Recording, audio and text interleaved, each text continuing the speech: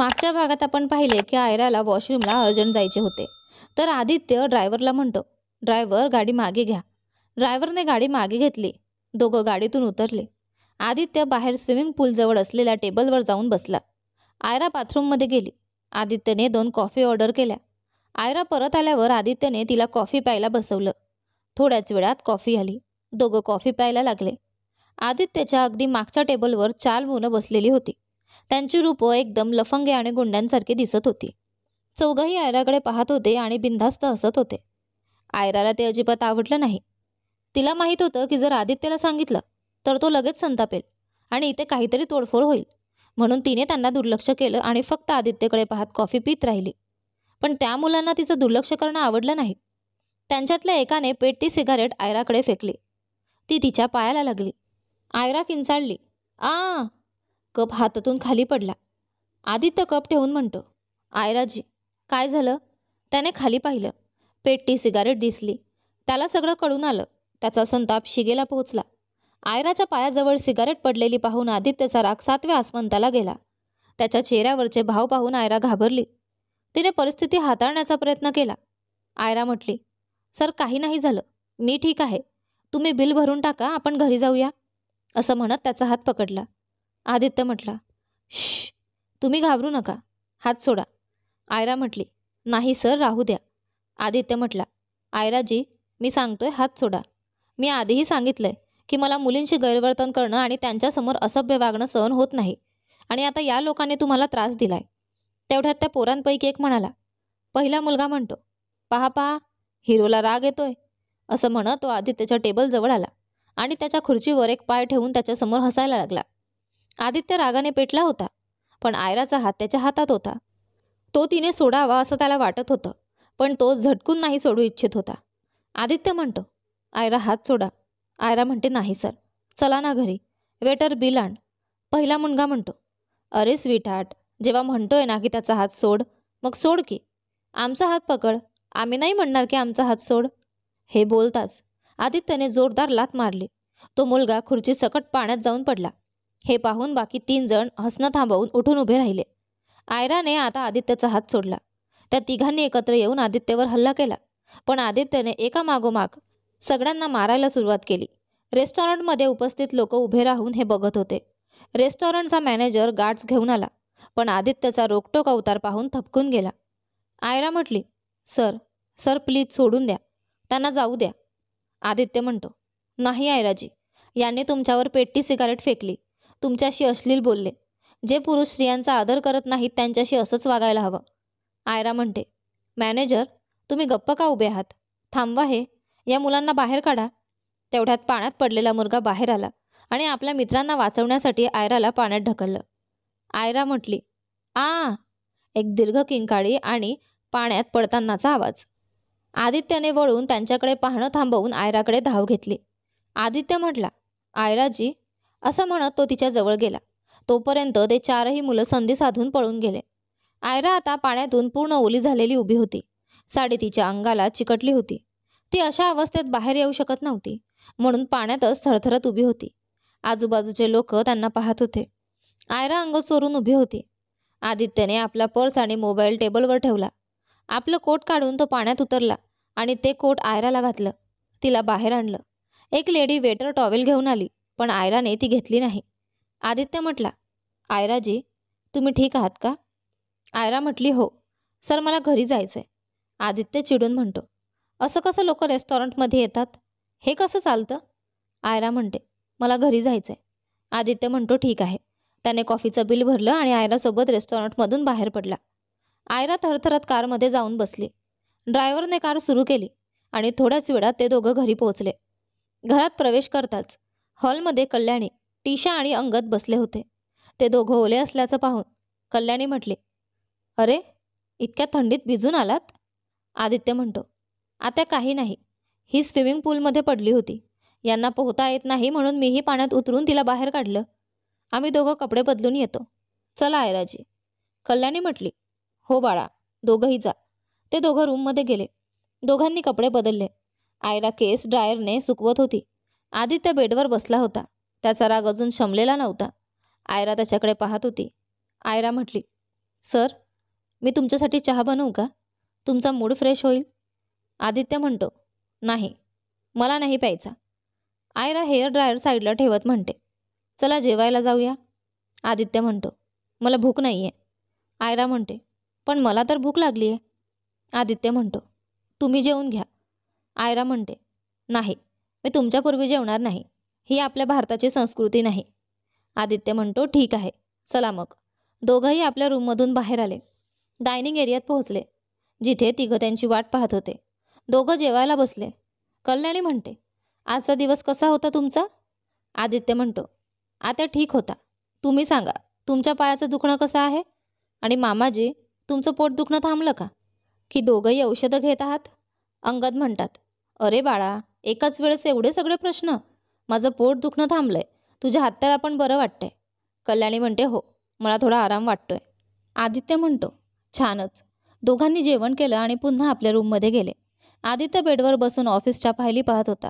बाजूला बसलेल्या आयराला तो समजावत होता. पाहता पाहता आयराला झोप येऊ लागली. तिचे डोळे मिटू लागले. आदित्य म्हणतो, तुम्हाला झोप येते? झोपा. आयरा म्हणते, तुम्हाला झोप येत नाहीये का? आदित्य म्हणतो, नाही, मला या सगळ्या फायली वाचाव्या लागतील. खूप महत्त्वाचं आहे. आयरा म्हणते, अजून खूप फायली आहेत. मी तुमच्यासाठी कॉफी बनवून आणते. आदित्य म्हणतो, छान होईल. आयरा बेडवरून उठली आणि किचनमध्ये गेली. रात्रीचे 9 वाजले होते. सगळे नोकर घरी गेले होते. आयरा कॉफी बनवत होती. कॉफी बनवून ती बाहेर आली आणि आपल्या रूमकडे निघाली. तेव्हाच तिचं लक्ष छताकडे जाणाऱ्या जिन्याकडे गेलं, जिची लाईट ऑन होती. तिने कॉफीच्या मगची ट्रे डायनिंग टेबलवर ठेवली. आयरा म्हटली, ही जिन्याची लाईट कशी चालू आहे? मान्य आहे, मोठं घर आहे, विजेचा बिल भरू शकतो, पण उगाच वीज वाया घालवणं बरोबर नाही. मी बंद करून येते. कल्याणी छतावर जाऊन कोणाला तरी फोन करत होती. आयरा लाईट बंद करायला वर आली. कल्याणीचा आवाज तिच्या कानावर आला. आयरा म्हटली, आत्याचा आवाज? छतावरून? पाहून येते. असं म्हणत ती वर गेली. ती वर येत असताना तिची टक्कर कल्याणीशी होण्यापासून थोडक्यात वाचली. कल्याणी म्हणतात, आयरा तू? आयरा म्हणते, जिन्याची लाईट ऑन होती, बंद करायला आले होते. तुमचा आवाज ऐकू आला म्हणून वर आले. आत्या, इतक्या थंडीत तुम्ही छतावर काय करत होतात? तुमच्या पायाला दुखत नाही का जिने चढून? कल्याणी म्हणते, डावा पाय धरून. हो बाळा, दुखतंय, पण एक महत्त्वाचा कॉल होता. घरात रूममध्ये आवाज नीट येत नव्हता म्हणून वर आले. आता बोलणं झालं. आयरा म्हणते, जी, पण आत्या, तुमच्या तर उजव्या पायाला मुरड आहे ना, मग तुम्ही डावा पाय का धरता आहात? कल्याणी ताबडतोब उजवा पाय धरत म्हणते, अरे तसं नाही गं, मी चुकून तसंच धरलं. दुसऱ्या पायात सुद्धा थोडं दुखतंय. आयरा म्हणते, ओह, चला रूममध्ये चला, सावधपणे. मी सरांना कॉफी देऊन तुमच्या रूममध्ये येते. तुमच्या पायाला मालिश करते. कल्याणी म्हणते, अरे नाही गं आयरा, इतकं काही नाही. रात्रीची वेळ झाली आहे. तू तुझ्या रूममध्ये जा आणि झोपी जा. काळजी करू नकोस. आयरा म्हणते, तुम्ही माझ्या आत्याजी आहात. तुमची सेवा करणं माझं कर्तव्य आहे. आणि त्यात तुमच्या पायाला जखम पण झाली आहे. कल्याणी म्हणते, मी तर धन्य झाले गं, एवढी चांगली भाची सून मिळाली. नाही बाळा, तू रूममध्ये जा. आयरा म्हटली, आत्या. दोघं जिन्याने खाली उतरले. कल्याणी तिच्या रूममध्ये गेली. आयराने डायनिंग टेबलवरून ट्रे उचलली आणि आपल्या रूममध्ये गेली. आदित्यला कॉफी दिली. दुसरा मग उचलून त्याच्या शेजारी बसली आणि पुन्हा त्याच्यासोबत फायली पाहू लागली. काही वेळाने आयराला झोप येऊ लागली आणि ती बसल्या बसल्या झोपली. आदित्यने सगळी कामं पूर्ण करून तिच्याकडे पाहिलं, तेव्हा त्याच्या चेहऱ्यावर स्मित हास्य होतं. झोपलेली आयरा खूप गोड दिसत होती. तिची झोप डिस्टर्ब होऊ नये म्हणून त्याने तिला नीट बेडवर झोपवलं. रजई घातली आणि तोही तिच्या शेजारी झोपला. पुढच्या सकाळी आयराची झोप रोज सारखी लवकर उघडली. तिने आदित्यला उठवण्यासाठी हात पुढे केला, पण काहीतरी विचार करून थांबली. आयरा म्हटली, रात्री उशिरापर्यंत काम केलं आहे, झोपू देते. ती स्वतः उठून आदित्यवर नीट रजई टाकून अंघोळ करायला गेली. अंघोळ करून पूजा करायला गेली. घरभर पूजा केली आणि शेवटी थाळे घेऊन आपल्या रूममध्ये आले. तेवढ्यात आदित्यची झोप उघडली. आयरा म्हटली, गुड मॉर्निंग सर. आदित्य अंगणाई घेत म्हणतो, गुड मॉर्निंग आयराजी. आयरा धूप त्याच्याकडे करत म्हणते, सर, आज मी कॉलेजला जाऊ का? आज माझा प्रोजेक्ट सबमिट आहे. आदित्य म्हणतो, हो नक्की जा, पण लक्ष ठेवा, तुमच्या हाताला लागला आहे. आयरा म्हणते, हो सर. आयराने पूजा थाळी परत देवघरात ठेवली आणि थोड्याच वेळात कॉलेजसाठी निघून गेली. आदित्यही ऑफिससाठी निघून गेला. त्यांच्या निघून गेल्यानंतर कल्याणी आणि टीशासुद्धा कुठेतरी निघाले. ते दोघं एका पार्कमध्ये गेले. तिथे त्यांनी डॅनीला भेटण्यासाठी बोलावलं होतं. डॅनी म्हणतो, कल्याणीजी, बोला काय काम आहे? कल्याणी म्हणते, टीशा, तुझ्या मोबाईलमध्ये आयराचा फोटो आहे ना? डॅनीच्या मोबाईलवर पाठव. टीशाने फोटो पाठवला. डॅनी फोटो पाहून म्हणतो, मुलगी खूप सुंदर आहे. या हसीन बोलेचं काय करायचं आहे? टीशा म्हणते, मारायचं आहे. डॅनी म्हणतो, काम होईल. कल्याणी म्हणते, हो मारायचं आहे, पण असं नाही वाटलं पाहिजे की आम्ही काही कट रचला. आधी तिला किडनॅप कर, तिच्या नवऱ्याकडून मोठी रक्कम माग, नंतर तिला संपव. डॅनी म्हणतो, ठीक आहे, जसं तुम्ही सांगताय तसंच होईल. सगळे डिटेल्स द्या आणि निघा घरी. दोघं पुन्हा घरी परतले. दुपारी आयरा तिची गाडी येण्याची वाट पाहत होती. तेवढ्यात डॅनी तिच्याजवळ गाडी घेऊन आला. डॅनी म्हणतो, मॅडम बसा. आयरा म्हणते, तू कोण आहेस? डॅनी म्हणतो, आदित्य सरांनी मला नवीन कामावर ठेवलं आहे. आयरा म्हणते, ओ. आयरा काही विचार न करता डॅनीच्या गाडीत बसली. डॅनीने खूप पटकन खरा ड्रायव्हर येण्यापूर्वीच गाडी स्टार्ट केली. आयरा निर्धास्तपणे कारमधून बाहेर पाहत होती. तिला चालत्या गाड्यांतून बाहेरचे दृश्य पाहायला खूप आवडायचं. तिने लक्ष दिलं की ड्रायव्हर तिला चुकीच्या रस्त्याने नेत आहे. आयरा म्हटली, अरे भाऊ, कुठे घेऊन चालला आहेस? हा रस्ता ना तर घरी जातो ना ऑफिसकडे. डॅनी म्हणतो, मॅडम, आपण बरोबर रस्त्यावरच चाललो आहोत, थोडं फिरवून नेत आहे. आयरा म्हणते, शटअप, काय गरज आहे दुसऱ्या रस्त्याने जाण्याची? कार थांबव. डॅनीने आयराच्या सांगण्यावर कार थांबवली. आयरा काही बोलणार त्याआधीच डॅनीने सीट खालून एक स्प्रे काढला आणि तिच्या चेहऱ्यावर फवारला. ती लगेचच बेशुद्ध झाली. बेशुद्ध होताच डॅनीने पहिल्यांदा आयराचा मोबाईल उचलून रस्त्याच्या कडेला असलेल्या कचरापेटीत टाकला आणि मग पुन्हा कार स्टार्ट करून तिला घेऊन निघाला. दुपारचं जेवण होण्याची वेळ झाली होती. आदित्यच्या समोर टिफिन ठेवलेला होता. तो आयराची वाट पाहत होता. थोड्याच वेळात लंच टाईम संपून गेला. अंबर कॅबिनमध्ये आला. अंबर म्हणतो, सर मीटिंगसाठी निघूया. अरे सर, हे काय, जेवण समोर उघडून ठेवले आहे, खाल्लं नाहीत? आदित्य म्हणतो, हो, मी आयराजींची वाट पाहत होतो, अजून आलीच नाही. अंबर म्हणतो, सर मॅडम कदाचित घरी गेल्या असतील, कदाचित आज ऑफिसला यायचं मन नसेल, नाहीतर ट्रॅफिकमध्ये अडकल्या असतील. तुम्ही फोन करून बघा ना. आदित्य म्हणतो, हो बघतोच. आदित्यने खिशातून मोबाईल काढला आणि आयराला कॉल लावला. त्या बाजूला कचरापेटीत मोबाईल वाजत होता. रस्त्यावरील गाड्यांच्या गोंगाटामुळे कुणालाच आवाज ऐकू आला नाही. कॉल न उचलल्यामुळे आदित्य अधिकच चिंतेत पडला. आदित्य म्हणतो, अंबर, आयराजी फोन उचलत नाहीत, मी घरी कॉल करतो. त्याने घरावर कॉल केला. मालतीने फोन उचलला. मालती म्हटली, हॅलो. आदित्य म्हटले, मालती, आयरा मॅडम घरी आल्या आहेत का? मालती म्हणते, नाही सर. आदित्य आणखीच चिंताग्रस्त झाला. ठीक आहे, फोन ठेव, असं म्हणून फोन ठेवला. त्या क्षणी त्याला ड्रायव्हरचा कॉल आला, जो दररोज आयराला घ्यायला यायचा. ड्रायव्हर म्हणतो, सर मॅडम कॉलेजच्या बाहेर नाहीत. मी सगळं कॉलेज पाहिलं, आजूबाजूला पण शोधलं, त्यांना फोन लावला तर त्यांनी उचलला नाही. आदित्य म्हणतो, ठीक आहे, तू परत ये. अंबर म्हणतो, सर मी रावीला कॉल करून विचारतो. त्याने रावीला कॉल केला आणि स्पीकरवर टाकला. रावी म्हटली, हॅलो. अंबर म्हटला, हॅलो रावी, आयरा मॅडम तुमच्यासोबत आहेत का? रावी म्हणते, नाही, ती ऑफिससाठी निघाली होती, ड्रायव्हर तिला घ्यायला आला होता. अंबर म्हणतो, काय, ड्रायव्हर तिला घ्यायला आला होता? पण आमच्या ड्रायव्हरला तर मॅडम मिळाल्याच नाहीत. रावी म्हटली, आदित्य सरांनी नवीन ड्रायव्हर नेमला होता, तोच आला होता. आयराने विचारल्यावर त्याने सांगितलं की आदित्य सरांनीच आज नेमला आहे. अंबर म्हणतात, बॉट, सरांनी तर कोणताही नवीन ड्रायव्हर नेमलेला नाही, एकदा फोन करून विचारलं असतं ना. रावी म्हणते, ओ माय गॉड, म्हणजे आयराचं अपहरण झालंय? आदित्य म्हणतो, रावी तू लगेचच ऑफिसमध्ये ये, मी स्केच आर्टिस्टला बोलावतोय, तू त्याला चेहरा ओळखण्यात मदत करू शकशील. रावी म्हणते, हो नक्की करेन, मी येते. हे बघा देवबाप्पा, आयरा जिथे कुठे असेल तिथे सुरक्षित असो. सर तुम्हाला कोणावर तरी संशय आहे का? मला एकच व्यक्तीवर संशय जातो, युवानवर. आदित्य म्हणतो, युवान? रावी तू लवकर ये, त्याला तर मी बघतोच. रावी म्हणते, ठीक आहे, मी येते. आदित्य म्हणतो, अंबर तू रावीच्या सोबत स्केच बनव, मी थोडा वेळ युवानकडे जाऊन येतो. अंबर म्हणतो, नाही सर, आपण युवानकडे जाऊ नका, रावीला फक्त संशय आहे. आदित्य म्हणतो, त्याशिवाय दुसऱ्या कुणाकडे काही कारणच नाही. अंबर म्हणतो, ठीक आहे सर, पण मग मीही तुमच्यासोबत येतो. रावी इथे एकटी स्केच बनवेल. आदित्य म्हणतो, ठीक आहे, ये. दोघं बाहेर जायला निघाले तेव्हाच आदित्यचा फोन वाजला. स्क्रीनवर अनोळखी नंबर दिसत होता. त्याने कॉल रिसीव्ह केला. आदित्य म्हणतो, हॅलो कोण? डॅनी म्हणतो, नाव अज्ञात, काम किडनॅपिंग, तुझी बायको माझ्याकडे आहे. आदित्य म्हणतो, कोण आहेस तू? काय हवंय तुला? डॅनी म्हणतो.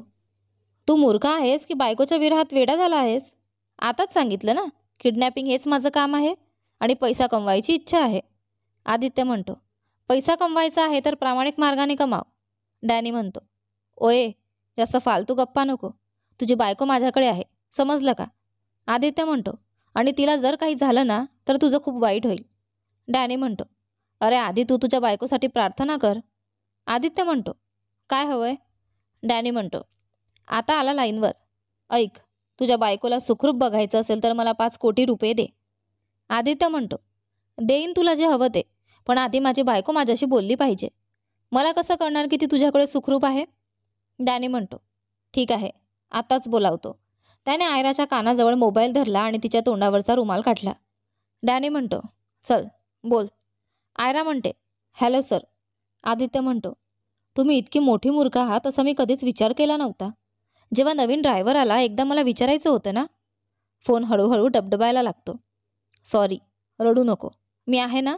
फक्त एवढं सांग की तू कुठे आहेस? आजूबाजूला पाहून ऐकून किंवा जाणवून काही सांगू शकतेस का? इतक्यात डॅनीने मोबाईल हिसकावला. डॅनी म्हणतो. आवाज ऐकला ना. आता शांतपणे 5 कोटी रुपयांची व्यवस्था कर. मी परत फोन करीन आणि पैसे कुठे द्यायचे ते सांगेन. आणि हो, पोलिसांना माहिती देण्याची चूक करू नकोस. नाहीतर 5 कोटी मिळतील की नाही माहीत नाही, पण तुझ्या बायकोची प्रेत मिळेल तुला. आदित्य घाबरून म्हणतो. नाही, मी पोलिसांना फोन करणार नाही. पण माझ्या बायकोला जर खरंच थोडीसुद्धा इजा झाली तर? डॅनी म्हणतो. मग लवकर पैसे जमवायला लाग. आणि तो फोन कट करतो. आदित्य म्हणतो. Hello hello. फोन कट केला. अंबर म्हणतो. सर आता काय करायचं? पैसे द्यायचे की पोलिसांची मदत घ्यायची? आदित्य म्हणतो. पोलिसांना फोन करायचा नाही. अंबर म्हणतो. सर, खूप काळजी करू नका. मॅडमला काही होणार नाही. पण आपल्याला पोलिसांची मदत घ्यावी लागेल. जर आपण पैसे दिले आणि मग त्या लोकांनी मॅडमला मारलं तर? कारण पैसे मिळाल्यावर बरेच वेळा विक्टीमला मारलं जातं. पोलिसांना माहिती देऊ नये म्हणून.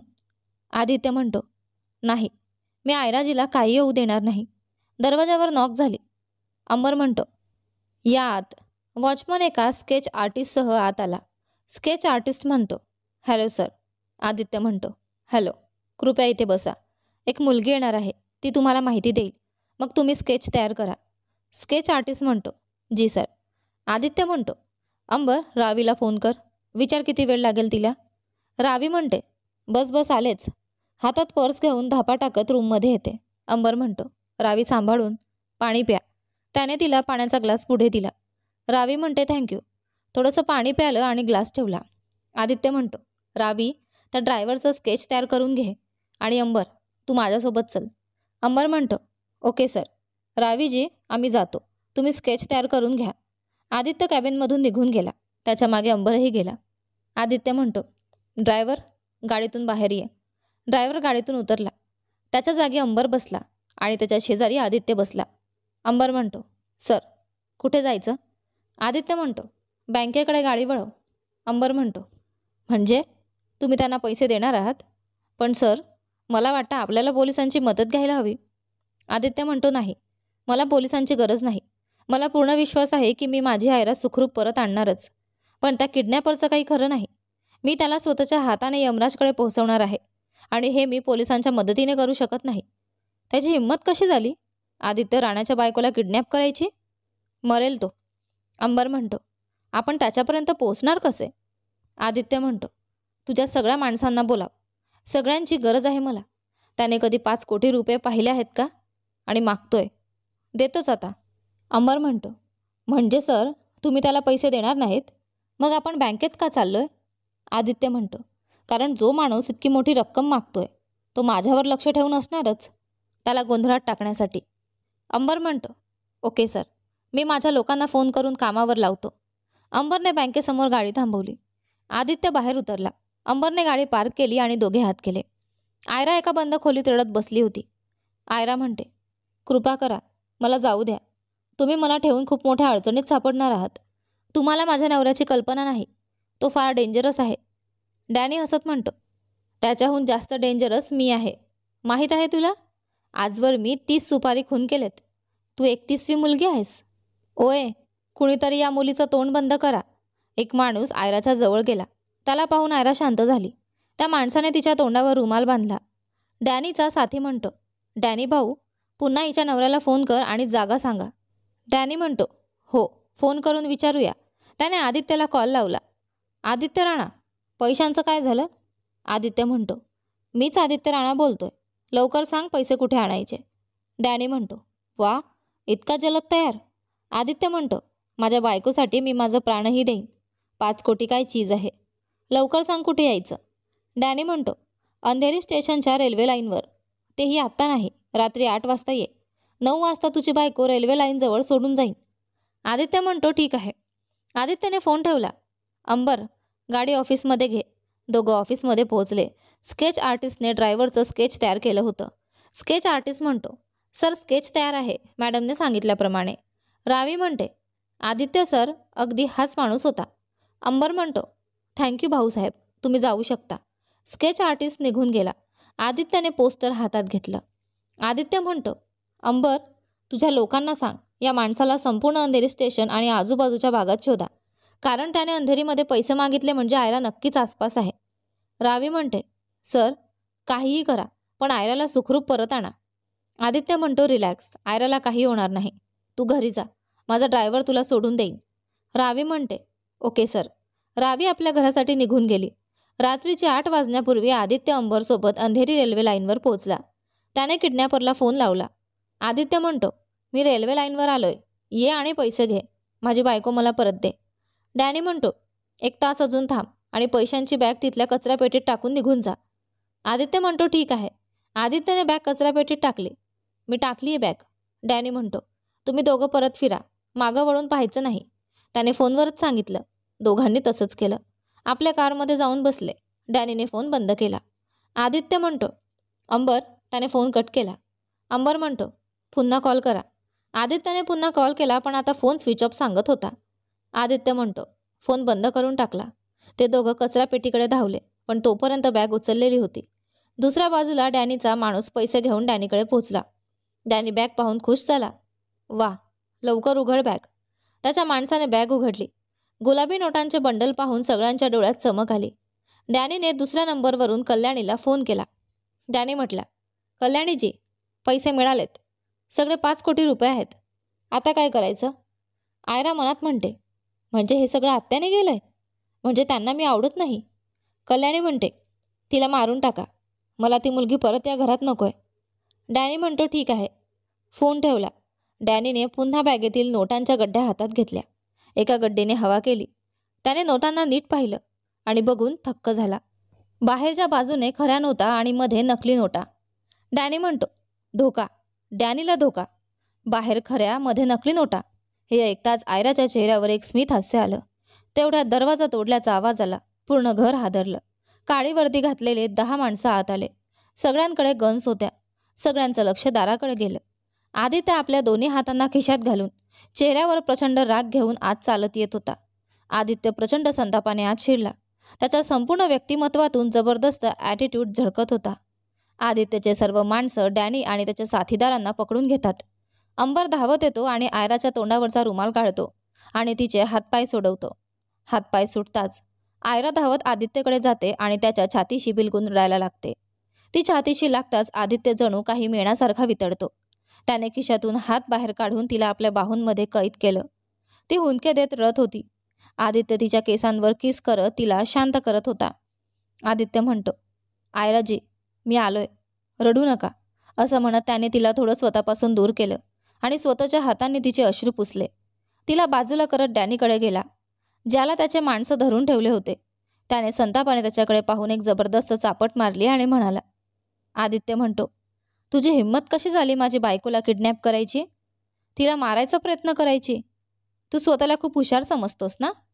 तुला वाटत नसेल का की मी इथे कसा पोहोचलो, तेही पोलिसांची मदत न घेता? ऐक, मी त्या बॅगेत GPS ट्रॅकर लावला होता आणि तुझा स्केच पण तयार करून घेतला होता. 2-2 मार्ग होते तुझ्यापर्यंत पोहोचायचे. अंबर म्हणतो, सगळ्यांना घेऊन चला. आयराजी, आपण बाहेर कारमध्ये बसा, चला. आदित्यचे माणसं डॅनी आणि त्याचे 5 माणसं 2 वेगवेगळ्या गाड्यांमध्ये टाकून घेऊन जातात. एक गाडीत आदित्य आणि आयरा बसतात. आयरा अजूनही रडत होती आणि आदित्यच्या खांद्यावर डोकं ठेवून होती. पण त्यावेळी आदित्यने तिला काही शांत होण्यासाठी सांगितलं नाही, फक्त तिचे केस हलकेच कुरवाडत राहिला. आदित्य म्हणतो, आयराजी, तुम्ही रडताना खूपच क्यूट दिसता. तुमचं नाक बघा, अगदी त्या पिकच्या बेबीसारखं झालंय. आयरा रडणं बंद करून आदित्यच्या खांद्यावर गोंडसपणे मारे मारे करून म्हणाली, काय, मी पिकसारखी दिसते? आणि काही प्राणी नव्हता का तुला बोलायला? आदित्य म्हणतो, मी तर मजा करत होतो, तुमचा मूड चेंज करायला. आयरा म्हणते, हो का? तुम्ही माझा मूड चेंज नाही बिघडवताय. बोलू नका माझ्याशी, मी रागात आहे. बघतेच आता कसं मनवता मला. ती तोंड वाकडं करत त्याच्यापासून थोडं दूर होऊन बाहेर पाहू लागली. आदित्य म्हणतो, आयराजी, हे घ्या तुमचा मोबाईल. आयरा आनंदी होऊन म्हणते, माझा फोन? आदित्य म्हणतो, हो, मी तुम्हाला म्हणून घेतलं. आयरा म्हणते, नाही, मी अजून मानली नाही. असं म्हणत तोंड पुन्हा वाकडं करून बाहेर पाहू लागली. आदित्य म्हणतो, ठीक आहे, रहा रागात. असं म्हणत त्याने आपले दोन्ही हात एकमेकांवर ठेवले. तर आजच्या भागात एवढंच. यानंतर पुढे काय झालं ते पहा आपल्या या कथेच्या पुढच्या भागांमध्ये. पण तोपर्यंत तुम्हाला आजचे दोन्ही भाग कसे वाटले कमेंट करून नक्की सांगा. तुम्हाला कथा आवडत असेल तर व्हिडिओला लाईक करा. तुम्ही चॅनलवर नवीन असाल तर सबस्क्राईब करा. आणि हो, नोटिफिकेशन बेल नक्की दाबा, जेणेकरून येणाऱ्या पुढील व्हिडिओची अपडेट तुम्हाला सर्वात आधी मिळेल. धन्यवाद.